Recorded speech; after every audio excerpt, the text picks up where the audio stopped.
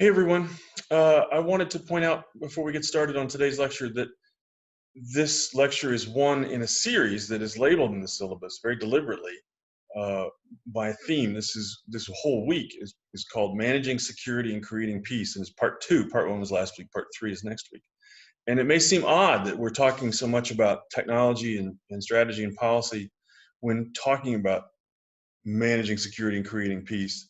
And part of what I want you to see, part of my intention when labeling it this way, is the problem of the paradox, or even the oxymoronic quality of pursuing a revolution in military affairs, which is what we're talking about today, and other jargon associated with that process, and thinking about a future in which peace is the primary objective. One of the great strategists in modern history, in his discussion of what grand strategy is, said that the point of a grand strategy is to build a better peace, to create the conditions in which peace is better than what had come before. And that goal sometimes sits awkwardly with the pursuit of the best military technology. And that's something that should come through when we're talking today, and will come through in the discussions on Thursday. And in terms of the format of those discussions, I'll be sending you a separate email talking about how that's going to look in terms of what happens on Thursday. But for now, I want to further introduce our discussion today by pointing out that as peace, war, and defense majors, you're going to be required or have already taken my global history of warfare course, which takes a long view on the nature of human conflict. That long view is filtered in order to make it manageable. It's filtered through the lens of innovation. Where does it come from? What are its consequences? How does it spread? And one of the things that seems to be truly real in the modern era is the speed with which innovation is occurring in many different fields. And some of that innovation leaks over into the problems associated with the military conflict or policy. And some of those innovations are still visibly violent, whether new kinds of bombs and new kinds of missiles and things like that. But others are forms of innovation in things like cyber or even in disinformation campaigns that are not, quote, visibly violent, but are still leaking into problems of conflict and strategy.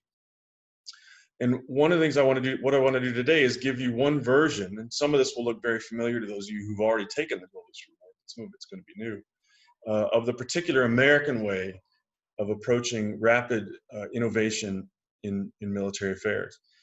And I'm going to be suggesting to you that there is an American approach in the military and strategic culture of the United States of America to the problems and possibilities of military technology, and that approach may or may not be the best way forward for the purposes of managing security and creating peace. But let's see as we go forward. Now, the particular approach that I want to take today, or start with today, is the theory of generational warfare. And let me go ahead and share the screen. There's going to be a lot of PowerPoint today because of a lot of jargon and terms that are dominant, in fact, in the way strategy and policy wonks talk today about change in warfare. And I want you to be aware of what those terms mean and what kind of reality they have. So first, let's get to the PowerPoint. And we'll just pause briefly and remind you, here's the first slide is the outline of what we're going to do today. This will be available to those of you when I upload the PowerPoint so that you can work your outlines as part of taking your notes. But the theory of generational warfare that we're going to start with is in many ways flawed. I want to be clear about that. It's a relatively recent emergence amongst strategy types. It's not a historical paradigm at all. And it's useful for us to provide a kind of launching point to give a really fast and vast quick look at history, military history, in order to lay it alongside what the United States is doing in the present era. So let me just run you through the generational model again, and again, being clear that I'm not advocating this as an accurate explanation of what's happening in the world, but it does have some value. And the idea is that in the first generation of warfare, it's what you think about when you think about ancient, medieval, early modern, all the way up through Napoleon kind of battlefield tactics, where it revolves around columns and lines confronting each other, where it's men with short-range weapons like these in this picture, muskets, or sword on shield, or spear on spear. That the battlefield tactics more or less define the nature of combat, which then defines the nature of warfare, and that first generation is more or less true for, in fact, the vast majority of human history. And the second generation, the first major change, comes essentially with the Industrial Revolution.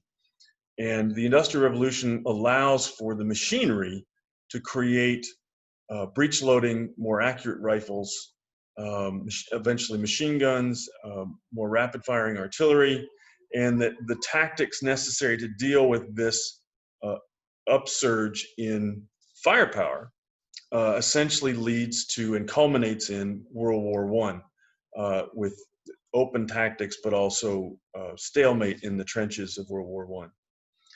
And the argument is that the third generation of warfare emerges pretty much in response to the stalemate of World War I, but also enabled technologically by the changes at the beginning of the 20th century that allowed for internal combustion engine, greater speed of movement with the internal combustion engine, air power, armored vehicles moving, and also doctrinally had ideas about surprise and maneuver that sought to get around the enemy's firepower at the front to avoid the stalemate of the trenches and to lead to a collapse of the enemy's forces through attacks on his rear.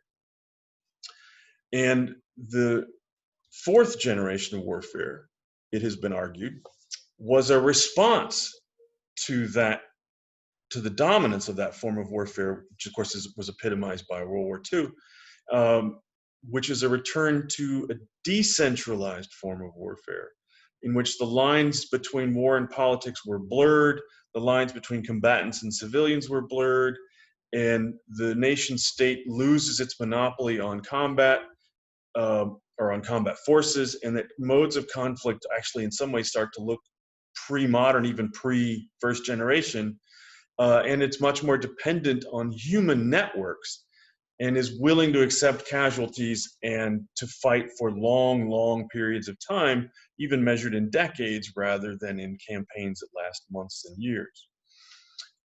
And this four generations of warfare dominated some strategic thinkers' thinking for a while. It was also challenged by other strategic thinkers who said the history doesn't really match up and that the fourth generation was really nothing new, and all of these debates took place. And then the interesting thing that I want to talk about is the fact that now people are arguing that there's a fifth generation of warfare. Interestingly, however, there are two different definitions of what the fifth generation of warfare is. One is heavy on digital technology to enhance firepower and combat space awareness, and the other, following the lead of the Chinese analysis that we talked about a couple weeks ago about unrestricted warfare in the present, is about seeking different effects altogether that are almost entirely, in some ways, unrelated to combat as such. It's about war, but not necessarily about combat. So first, let me talk about what the sort of the conventional Western fifth generation warfare is, and that's what this diagram is here on the screen, which is the conceptual idea that there are interconnected and interdependent virtual grids overlying the battlefield. And these are networked grids of information, sensing, effects, and command. That is, there are networks of information moving back and forth, of sensor detection moving through this grid of information. There are effects created by weapons in the grid, and then also commands issued into the grid. And that this is all managed through an operational combat cloud, operational theater level combat cloud. All this networked information is moving through the cloud, literally what you think of as the cloud, like the Amazon cloud or the Microsoft cloud. And it allows for longer range tactical engagements. And in its most recent incarnation, it has been relabeled the multi-domain battle, in which combat takes place in land and sea and air, as it has now for a century, but now adding in space and cyber. Now, that's one definition of what fifth generation warfare looks like. The other definition is you might call the unconventional or unrestricted, using the Chinese term, fifth generation, is the postmodern, post-industrial age warfare will not be totally dismantled. It is only reinvaded society. That is the fourth generation, the postmodern generation of warfare. It's reinvading society in a more complex and more extensive way, and is more concealed and more subtle. And it uses all means, including armed force or non-armed force. And I'm actually quoting those two Chinese analysts. All means, including armed force or non-armed force, military and non-military, lethal and non-lethal means to compel the enemy, who is the West in this case, to accept one's interest. And the idea here is that, that's the end of the quote. The idea here is that the fifth generation warfare is waged now by coalitions of nation states and non-state entities in the form of networks and maybe even super empowered individuals and groups or combinations thereof that are held together by their interests rather than a national purpose or an ideological purpose.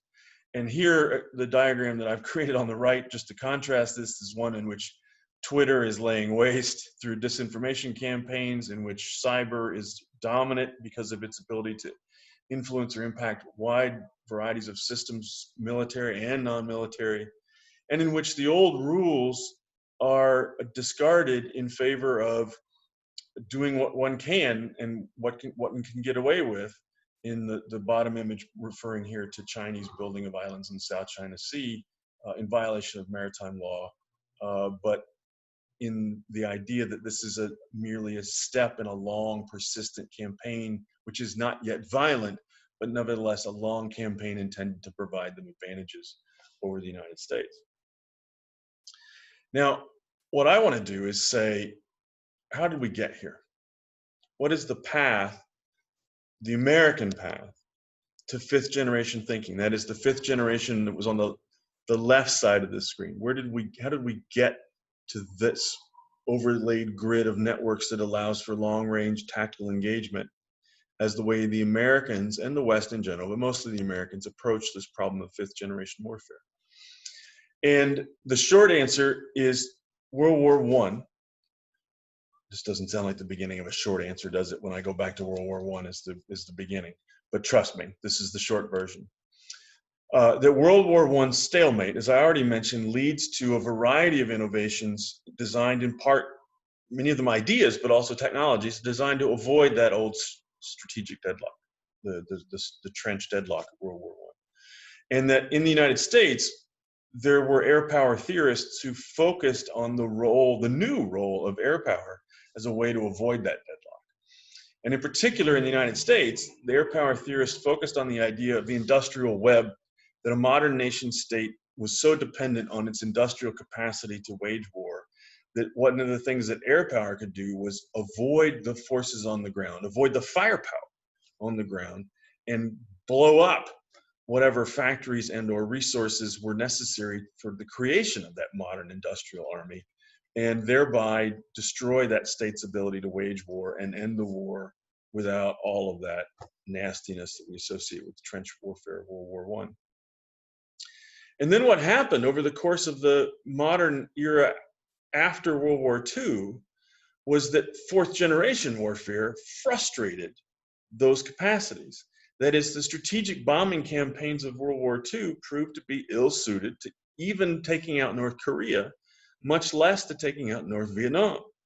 Nor did it solve problems associated with terrorist movements or small-scale warfare in other places. You surely weren't going to use strategic bombing against a place like Grenada. We couldn't use strategic bombing almost at all once things went nuclear, because that threatened the destruction of the entire world. And so the frustrations at fourth generation warfare and the inapplicability of strategic bombing thinking to those problems led to a technological innovation that is precision munitions. It's the ability to deliver munitions highly precisely. And that's what the point of this slide is after the outline at the top, which is when we compare the ability of bombers to bomb German oil facilities during World War II, we can look at the numbers and see the role of precision and how dramatically had changed by even as early as 1991. And you can see the numbers for yourself, that compared to 50,000 sorties against 69 facilities in World War II, we get 500 sorties against 28 facilities in 1991, and you completely destroy all of them within 10 days. They were never completely destroyed in World War II. This is a massive change in the ability to deliver munitions precisely. Now that is strategic target accuracy, and that is the first step in what is going to be called the revolution in military affairs. We'll get to that term in a minute. And before we can make sense of that, we want to review a little bit about what air power means and how air power can be used, and then how American air power thinkers and technological procurers, that is people buying technology for air power purposes, what they were focused on. In essence, there are three different things that you can hit from the air in one set of strategic theory. One is the strategic core, that is to say, the industrial and command facilities of an enemy nation state, that you can take out their ability to produce and fight and command by attacking strategic core targets. And that was the industrial web that I mentioned a minute ago, was the World War II version of strategic core thinking. They didn't call it that in World War II, but that's the basic idea. The second thing that you can target is what's called strategic military. That is to say, the armed capacity, the armed forces of your opponent, but not those armed forces that are directly in contact with your own armed forces, but the ones that are moving to the theater, or being shipped on trains. And the short word for this is interdiction, that you are going to try to destroy those forces before they can get to the battlefield. And the third option is to focus on close air support, that is to be just trying to destroy enemy armed forces that are actually in direct contact or very nearly in direct contact with your own troops, because that will support the movement of your own forces on the battlefield. And the clear preference of air power theorists throughout the 20th century and into the 21st century was the strategic core. But then something interesting happened over the course of the 1980s and 1990s, which was the Americans started to think that with precision munitions and with their, especially when the Cold War had ended and we had no immediate peer opponent, that when we attacked an enemy force, we could conduct a parallel attack on all of those kinds of targets at the same time. And this is called the five-ring model of the modern nation state. Notice it's still focused on the nation state, but the idea that you can attack the most important thing, which is strategic core, but at the same time we'll have the capability to attack the national infrastructure, and even fielded military forces, which is strategic interdiction and close air support. And this parallel attack idea actually underlies some of the targeting options that are used in 1991 in the Gulf War, and it comes back again in 1999 in the Kosovo War, which we talked about earlier, in terms of what are the targets that we're going to try to hit, and what effects do we want that hitting to generate. Over the course of the end of the 20th century, that is in the 1990s into early 2000s, the availability of precision-guided munitions goes up dramatically.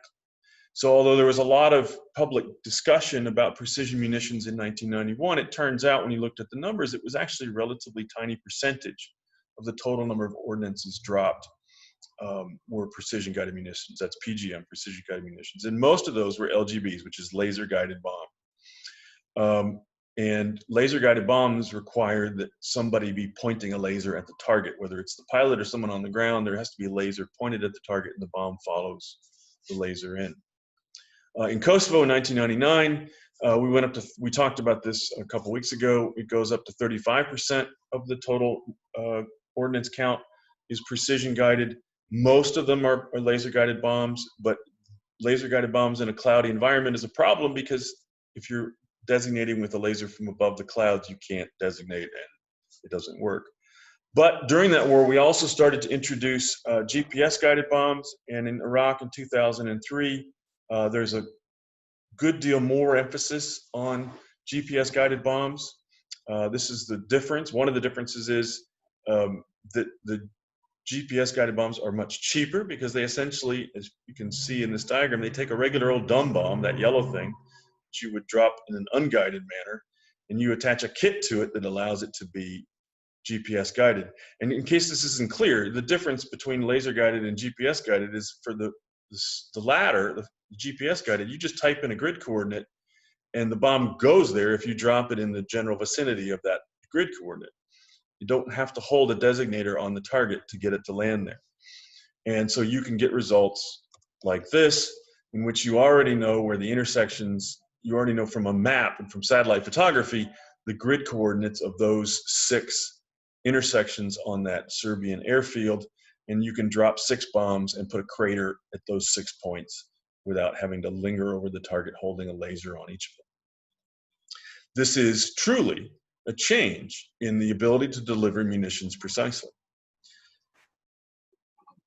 The other change that we can literally document, and in this case, these numbers are proxies for a broader set of changes, is the ability of the networks to communicate target information to the platforms that are delivering precision munitions quickly.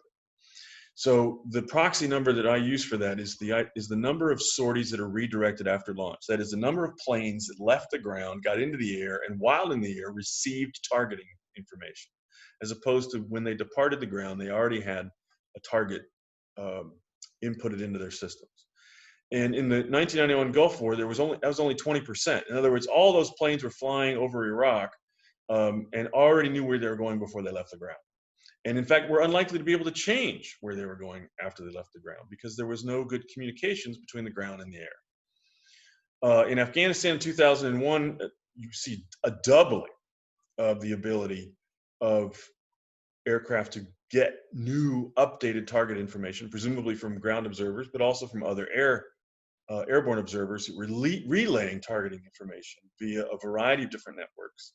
And then finally, in the Iraq War, in part because of the nature of the target environment in the Iraq War, we see a doubling again of the sorties redirected after launch.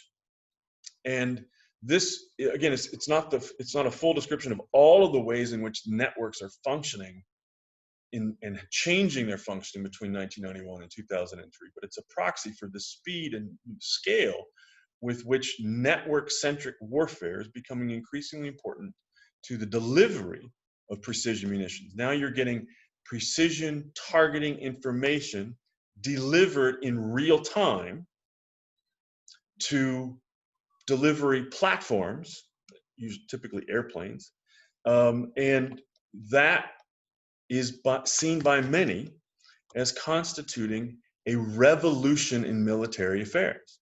That is, these changes are so significant that they constitute a revolution. And it relies on on precision. And it relies on the ability first to deliver munitions precisely. But it also relies on the ability to relay precise targeting information, not just the location, but that location in real time. So like a tank moving along a road, that is a location that is changing in real time. And you would need to deliver that updated, last second updated targeting information to the platform that's delivering the munitions. But to truly be revolutionary, you would also need to gather appropriate target information. And that is not something that is easy to solve in a 4th generation warfare environment. In a 3rd generation warfare environment, it's relatively easy to solve because your target is divisions of tanks moving across the battlefield, or formations of infantry moving across the battlefield, or an airbase behind an enemy lines, or something that is involved with essentially the nation-state industrial produced armed forces. In 4th generation warfare, a guerrilla who drops his AK-47 and runs into a house in the middle of the city has ceased to be a target because you don't know where he is anymore. And he's surrounded by civilians whom you don't want to target. That's why I put the word appropriate target information on this slide. So to have a true revolution in military affairs, you need to have all these things And the irony here, of course, is that you need to have them in reverse order. The technology arrived 1, 2, 3, but to execute, you need to have 3, 2, 1. You need to have the ability to gather appropriate information, then relay that targeting information, and then deliver the munitions precisely. And so Americans were proceeding through these stages chronologically, getting 1 first and 2 second, and it's not clear yet that they have the capacity to get 3, that is appropriate targeting information all the time for the targets they want. They do sometimes, they don't always, but that frustration then undermines number 1 and number 2. So all of this leads to the continuing obsession of American military strategists and technologists to focus on how to do number 1 and number 2 really, really well. Thus, the American definition of 5th generation warfare is about a networked grid of information moving around. And it's still focused primarily on targeting obvious targets like tanks or formations of infantry or ships or planes. But it doesn't necessarily solve the problem of targeting an enemy who is disappearing into a civilian population, especially in an urban environment.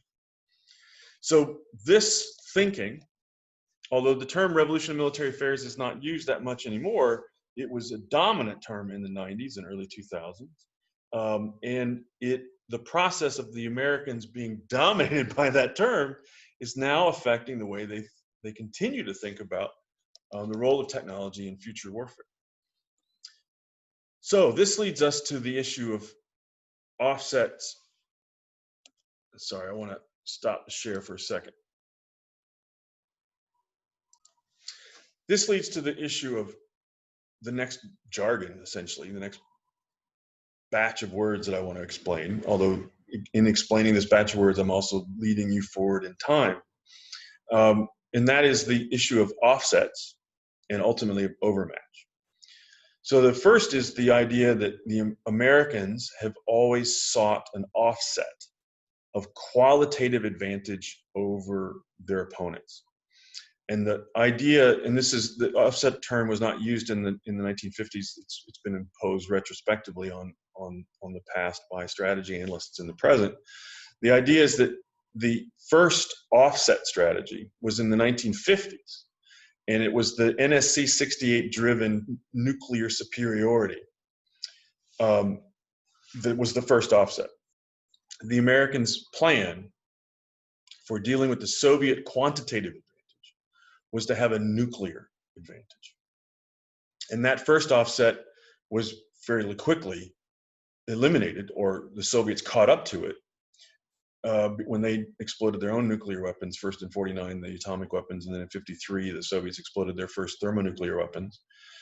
And so the Americans then sought a second offset strategy, qualitative offset, which in this case was ultimately to lead to the precision-guided munitions and stealth technologies of the 1990s to create that qualitative offset against Soviet, it's a Cold War view of the world, that would sustain containment. And that in fact helped sustain containment for another 25 years after the 50s and 60s.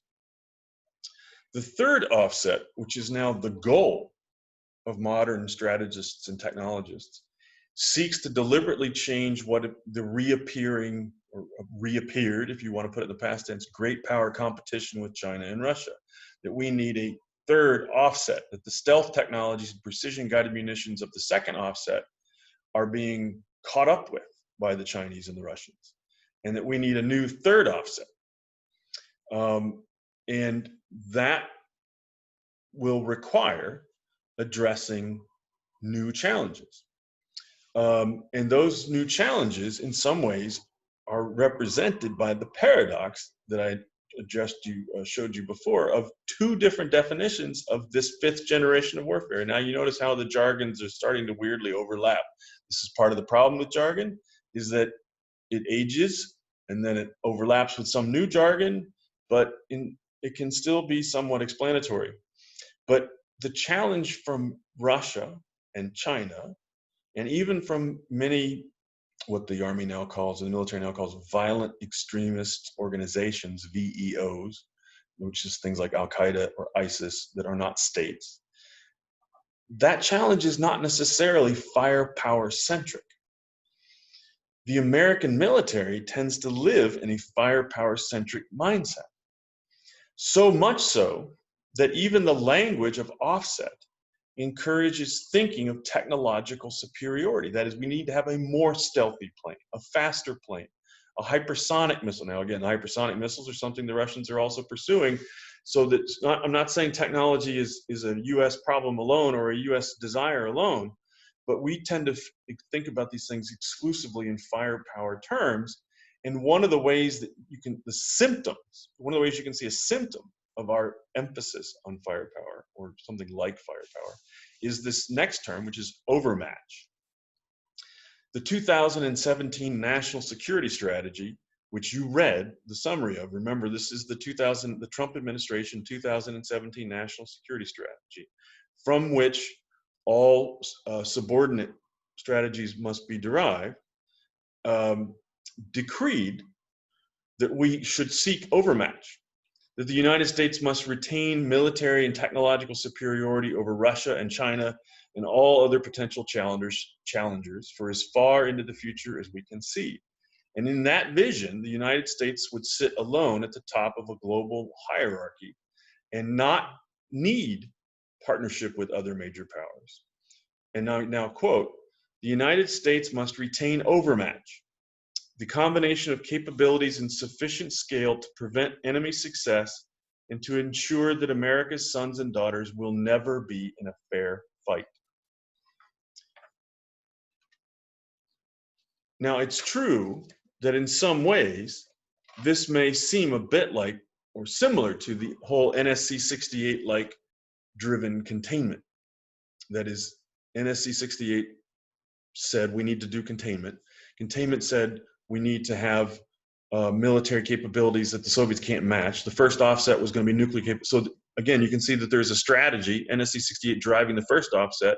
There's a new strategy of overmatch that's driving the third offset. But it's actually different because the new 2017 National Security Strategy presumes two and possibly more major competitors instead of the one big Soviet competitor of the Cold War era. And it also requires a perpetual struggle for dominance in every realm of endeavor, including trade and energy and technology, not just military capability. And all of this is very expensive, and it's getting more expensive. And so just briefly, I want to talk about and show you some slides about the cost-benefit issues associated with maintaining overmatch. So this is where we were. This is the fiscal year 2020 budget, and I apologize, I haven't been able to look up what was actually approved in the 2020 budget. It may not match these numbers precisely, but when you look at the new, in this case, I'm focusing in on air power platforms, 78 F-35s to be produced just that year.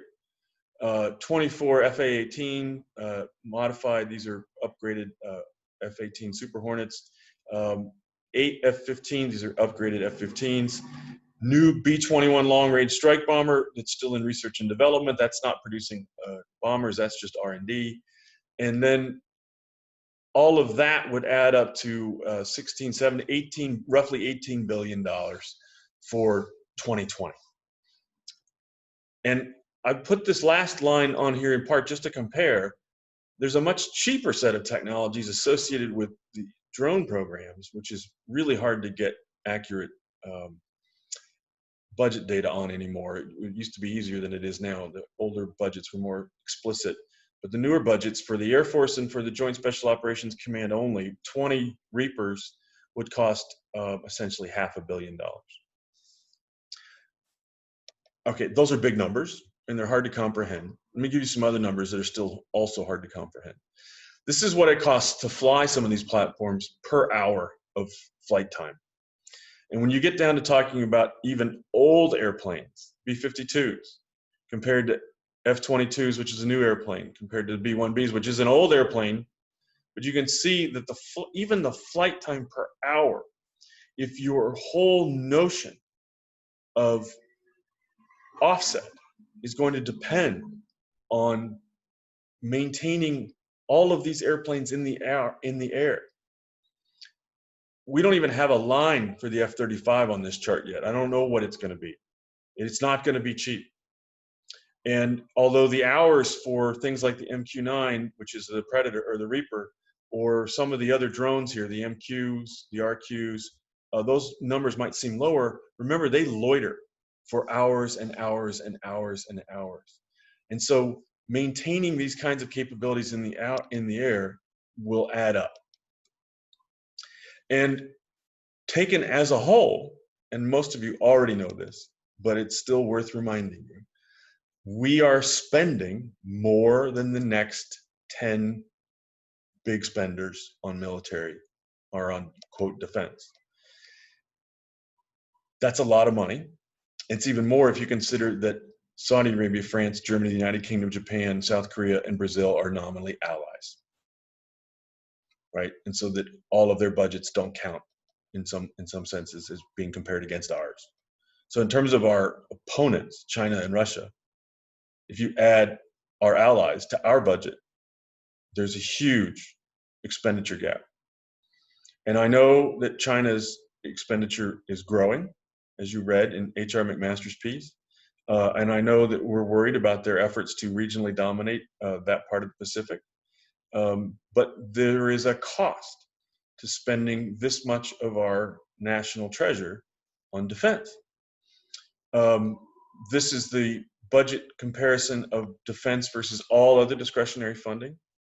This does not include what's called non-discretionary funding, which is things like Social Security and Medicare, things that are sort of, and also the interest payments on the debt, which are statutorily regulated. These are the things that Congress can actually debate how much they're going to spend in any given year. They can't debate Medicare, basically. They can't debate Social Security. For the most part, it would take a major change for those to be shifted. So in discretionary spending, defense is half. Half of everything we want to spend money on, we spend on defense. And that comes, as Dwight Eisenhower said in the 1950s, when he was president, that every gun that is made, every warship launched, every rocket fired signifies in the final sense a theft from those who hunger and are not fed, those who are cold and are not clothed. I won't read the rest of the slide. You can read it yourself.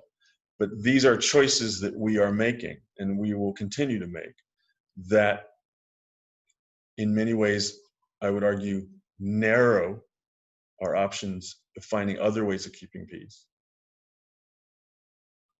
At the same time, we can construct in our own minds legitimate fear that as the hegemon, someone is going to try to knock us down. We will be the target of every bully in town. And so we have to continue to ask ourselves, what do we need to do to secure ourselves? What do we need to do to secure world peace?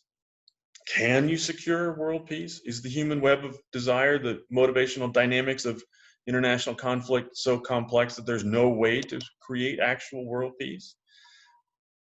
And if you were to try to create a better peace, how would you do it? How would you spend your money? On what would you spend your money? And one of the things that I want you to consider is the problems associated with one particular version of dealing with, in this case, violent extremist organizations, which is the drone strike and decapitation strategy that we have employed against Al-Qaeda and other opponents in Yemen and in Pakistan, and to a lesser extent in Africa, and even to a lesser extent actually inside Afghanistan, and also against ISIS. So our discussions on Thursday are designed to look a little bit at the strategy formation associated with trying to end conflict using drone strikes and decapitation. And the reason this is connected, in case you're wondering what this all has to do with the billions of dollars of budget, is that we produced that drone precision munition delivery capability, that drone carry, that's the platform, precision munition, the Hellfire, that's the weapon, delivery capability. That capability came about in part because of our obsession with offset and overmatch over the course of the late 20th and early 21st century. That capability then became a strategic temptation, that we found a new way to use it in response to a strategic problem. It's not as clear to me whether we ever figured out if it was the right way to use it. So we'll be talking about that on Thursday. And until then, I hope you have a good week, and I'll talk to you then.